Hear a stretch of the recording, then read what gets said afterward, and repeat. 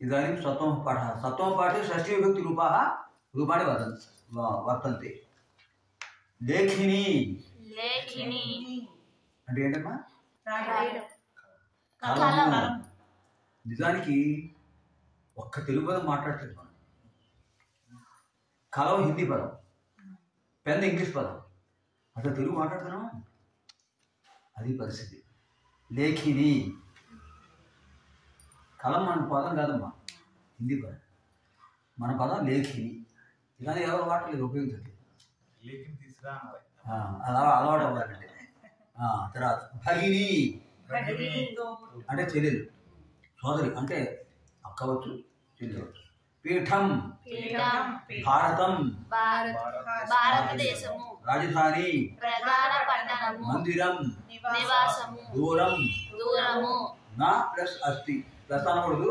నా అస్తి నాస్తి, ప్లస్ ఇంగ్లీష్ పదం. నా అస్తి నాస్తి లేదు. క్రీడాస్థలం ఆట స్థలము. మూల్యం వెల. దేహరి ఢిల్లీ. ఢిల్లీని దేహరి ఎందుకన్నారంటే దేహరి అంటే గుమ్మం, దేశానికి ప్రధాన ద్వారం అదే గుమ్మం. రాజధానిలో ప్రవేశించి దేశంలో ప్రవేశించినట్టంటే దేహరి అని తెలుగుతారు. ఆ దేహరి కాక ఢిల్లీ అన్నారు వాళ్ళు. ఇది హృదయం లాంటిదని వాడు మహమ్మద్ ఢిల్లీ అన్నారు. ఢిల్లీ అసలు పదం అది. ఢిల్లీ ఇది హృదయం లాంటిది. అది ఇంగ్లీష్ వాళ్ళు ఢిల్లీగా మార్చారు. ఇలా రూపాంతరాలు ఉంటాయి. అసలు పదం దేహరి. ఇప్పుడు చూడండి షష్ఠీ విభక్తి. ఇదం మమ పుస్తకం, ఇది నా యొక్క పుస్తకం. మమ షష్ఠి. సా తవ లేఖిని, అది నీ యొక్క కరము. ఇయం అస్మాకం పాఠశాల, చెప్పండి. ఇది మా యొక్క పాఠశాల. కౌసల్య రామస్య మాత, కౌసల్య రాముని యొక్క తల్లి. సా రమయ, నీ తప్పుడు రమాయ అని ఉండాలి, మాకు దీర్ఘం పెట్టాలి. సా రమాయా భగిని. సా అంటే అక్కడ ఉన్న ఆవిడ పేరు అనమాట. ఆవిడ రమ యొక్క సోదరి. సా రమాయా భగిని. ఇదం హరేహ పుస్తకం. ఇక్కడ కూడా హరేహ పుస్తకం విడది చెప్పకుండా హరే పుస్తకం చెప్ప. హరే పుస్తకం నిజంగా సగం పడాలి. ఇదం హరే పుస్తకం, ఇది హరి యొక్క పుస్తకం. గురోః పీఠం కుత్రాస్తి. గురోః పీఠం కుత్రాస్తి. గురువు యొక్క పీఠం ఎక్కడ ఉన్నది? సంస్కృత పీఠం అంటారు, తెలుగు పీఠం. తత్ అత్ర వర్తతే. తత్ అది అత్ర వర్తతే ఇక్కడ ఉన్నది. అత్ర అంటే ఇక్కడ. ఆంధ్రప్రదేశ్ ముఖ్యపట్టణం భాగ్యనగరం. ఎప్పుడు ఎంత ముందు, ఇప్పుడు ఏం చెప్పాలన్నా? భాగ్యనగర్, అమరావతి. ఈ పుస్తకం ముద్రించినప్పుడు రాజధాని భారతదేశ రాజధాని దేహలి. భారతదేశం యొక్క రాజధాని ఢిల్లీ. ఇదం దేవస్య మందిరం, దేవుని యొక్క మందిరము. తత్ బాలకానాం క్రీడాస్థలం, అది బాలకులు పిల్లల యొక్క ఆట స్థలం. అయం మమ అనుజః, చెప్పండి. నేను. అహం అంటే నేను, అయం అంటే ఇతడు నా తమ్ముడు. మామ అంటే నా యొక్క అనుజ తమ్ముడు. అనుజ అంటే తమ్ముడు. అగ్రజ అంటే అన్న. అగ్రజ అంటే అన్న. అనుజ అంటే తమ్ముడు. అగ్రే జాత అగ్రజ. దాని అర్థం ఏంటంటే అగ్రే జాత ముందు పుట్టినవాడు. అనుజ అంటే అనుసూచ్య జాత తర్వాత పుట్టినవాడు. మీరు ఎందుకు కూర్చోండి. అయం మమ ఇతడు నా తమ్ముడు. అస్య నామ విజయ. అస్య నామ వీడి పేరు, వీడి యొక్క పేరు విజయ్. విజయస్య పాఠశాల దూరే అస్తి. అంతే, దూరంగా ఉంది. పాఠశాలాయాం గ్రంథాలయః నాస్తి. పాఠశాలలో గ్రంథాలయం లేదు. మమ పాఠశాలాయాः గ్రంథాలయः అస్తి. మా పాఠశాలలో గ్రంథాలయం ఉంది. ఇదం గ్రంథాలయస్య పుస్తకం, ఇది గ్రంథాలయం యొక్క పుస్తకం. అస్య మూల్యం 3 రూప్యకాణి. ఇతడు దీని ధర 3 రూపాయలు. రూప్యకం ఏకవచనం, రూప్యకాణి బహువచనం. అది గుర్తుపెట్టుకోండి. సంస్కృతంలో రూప్యకం అంటారు, బహువచనం రూప్యకాణి. అభ్యాస షష్ఠీ విభక్తి. ఇప్పుడు చూడండి, మీరు చెప్పచ్చు తేలిగా వాక్యాలు. ఇదం కస్య పుస్తకం, మమ పుస్తకం. సా కస్య లేఖిని, సా తవ లేఖిని.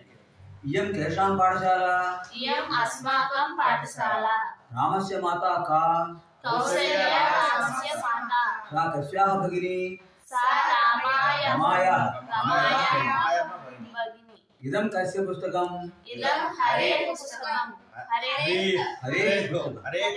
हरेः पुस्तकम् भारतस्य का राजधानी भारतस्य राजधानी देहली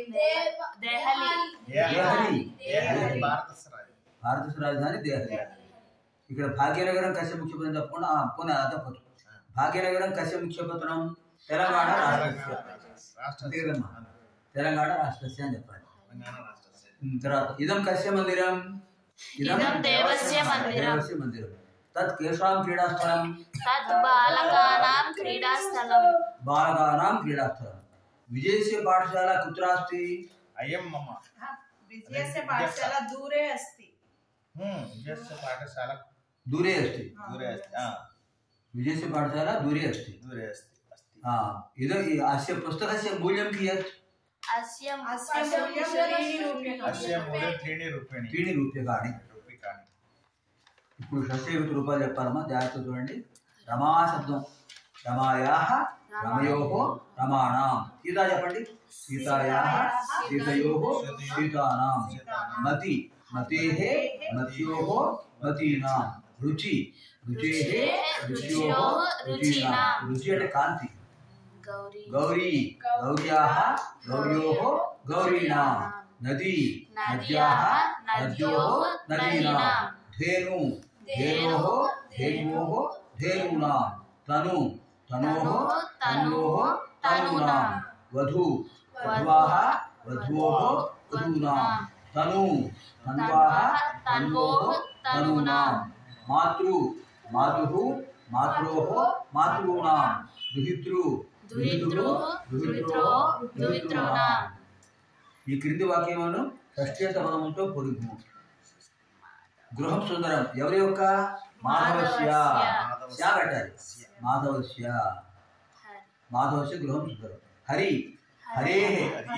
హరేహ పుస్తకం జీర్ణం జీర్ణం అంటే పాడైపోయిందని అర్థం గురోః పీఠం ఇదం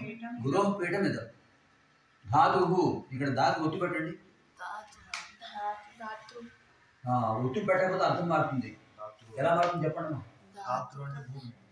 ధాతృ అంటే బ్రహ్మ ధాతృ బ్రహ్మ అదే ఇక్కడ ఉండాలి కానీ ఒత్తి లేదు ఇక్కడ ఒత్తి లేకపోతే అర్థం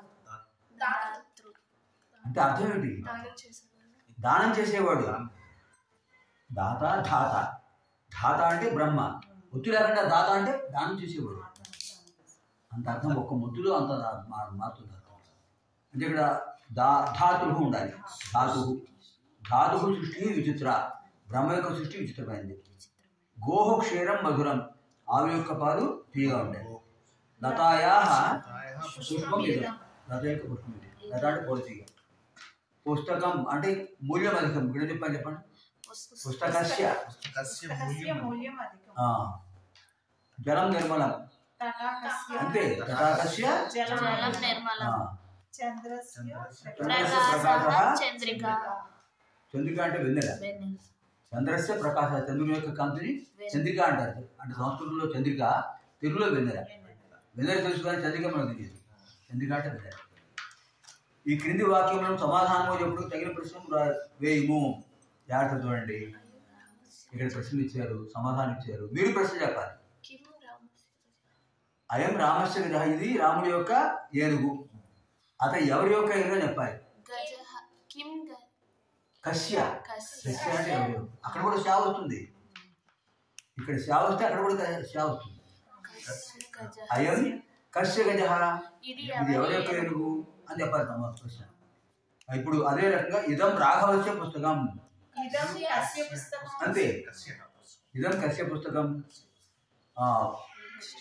వృక్షస్య పర్ణం పద్ధతి వృక్షస్య బదులు ఏం పెట్టాలి కశ్య పర్ణం పద్ధతి దేని యొక్క ఆకు పడుతుంది వృక్షస్య అలాగే దీనికి బహువచనం కశ్య అనే దానికి బహువచనం కేశాం ఇప్పుడు దాంట్లో 4వ దాంట్లో కేశాం రావాలి పుష్పాణం గంధ మనోహర కేశాం మనోహర ఫలానాం మూల్యం అల్పం కేషాం మూల్యం అల్పం అల్పం ప్రశ్న దేవస్య పూజ కర్తవ్య కస్య కర్తవ్య కస్య ఏకవచనం కేషాం బహువచనం ధేనోః క్షీరం మధురం కస్యాః క్షీరం మధురం కస్యాః పుంలింగంలో శ్యా వస్తుంది స్త్రీలింగంలో స్యాః వస్తుంది గ్రంథాలయస్య పుస్తకం నూతనం కస్య పుస్తకం నూతనం ఇక్కడ శ్యావలు కనుక ప్రశ్నలో కస్య రావాలి దీంతో మనకు ఏ పాఠం అయిందమ్మా సప్తమి సప్తమ పాఠం అయింది అనంతరం అష్టమ పాఠం